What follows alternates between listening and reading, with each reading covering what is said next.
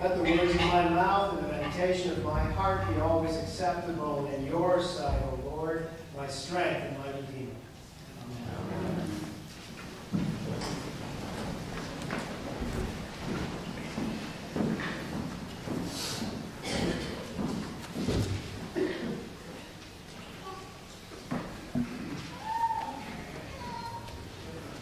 A priest sees people at their best and also at their worst. Because we're often involved at the time of death, we see how families handle all that, and sometimes we see issues with inheritances and wills. I've seen a few sad cases. When I was serving as a priest out near Chicago, at 2 different times I saw 2 different families explode when a parent died. The inheritance started a huge fight in both cases. People argued about who got how much, and then they ended up never speaking to their siblings again. In one family, quite a bit of money was involved. In the other family, it was just a little bit of money, less than $1,000. Disputes over money, whether a lot or a little, split those families. Inherited money or property can be dangerous. It is intended to help, but it can divide. And it's an old story.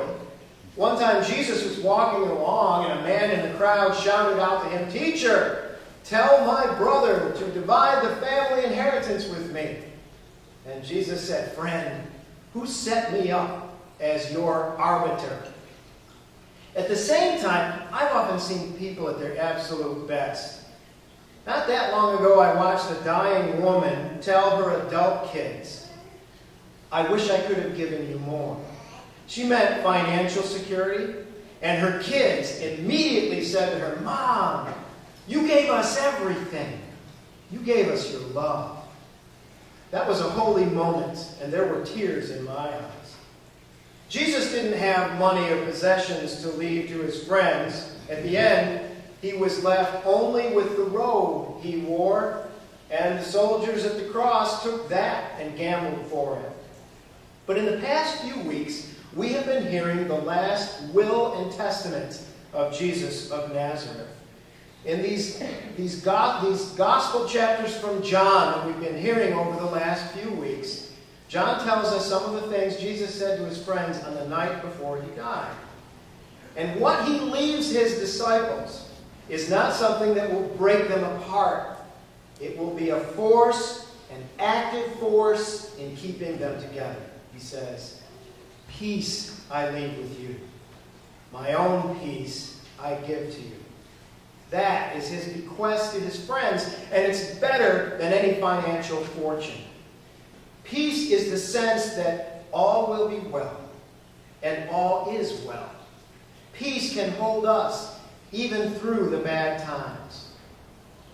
Now, my mother's dad, my maternal grandfather, died when my son was a toddler. So that's over 30 years ago now. And I did inherit some stuff from him, a desk in my study, and a pocket knife, and some money. But the best thing my grandfather left me was a dream. One night, sometime after he died, I had the most powerful dream of my life. You know how most dreams are kind of weird and surreal? Well, this one was as realistic as a movie. It took place in my grandparents' living room in their house up near Watertown, New York. The room and the furniture was absolutely accurate, absolutely true to life. My wife and I were sitting with my grandma, and we were all sad because of Grandpa's death. His favorite easy chair was sitting there empty. And then I looked over, and I saw my grandfather sitting in the chair, looking exactly as he always had done. Well, I was as shocked as you probably would be. I said, "I thought you were dead." He said, "I am, but I have been allowed to come tell you everything is okay."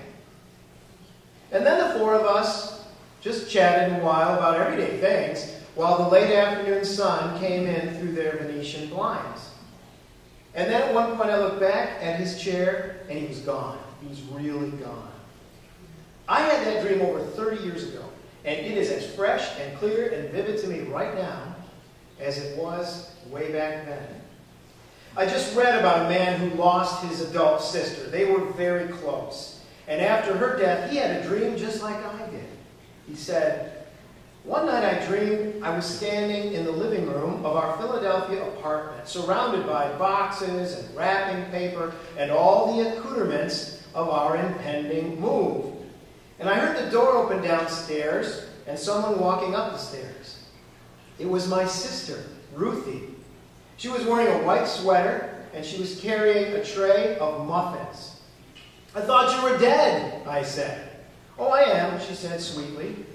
'I just wanted to tell you that everything is going to be all right.'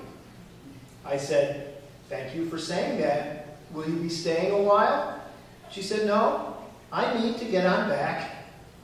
And then I woke up, and this dream had been so vivid, far more intense than usual, that when I woke up, I wasn't sure if I was still inside the dream or not. At breakfast, I told my wife Julie about the dream, and Julie laughed and said, 'Of course, she brought muffins. That's just like Ruthie.' Ruthie left her brother a bequest, the promise that everything is going to be all right.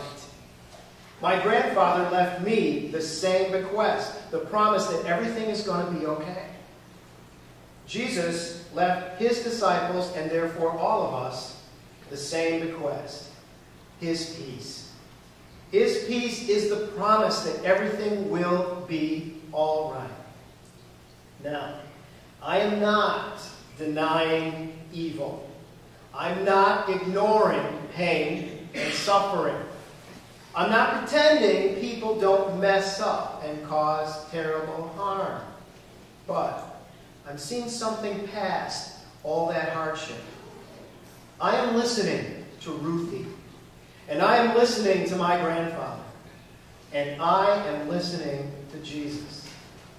Life wins. Resurrection happens. Joy rules. Everything is going to be all right. Amen.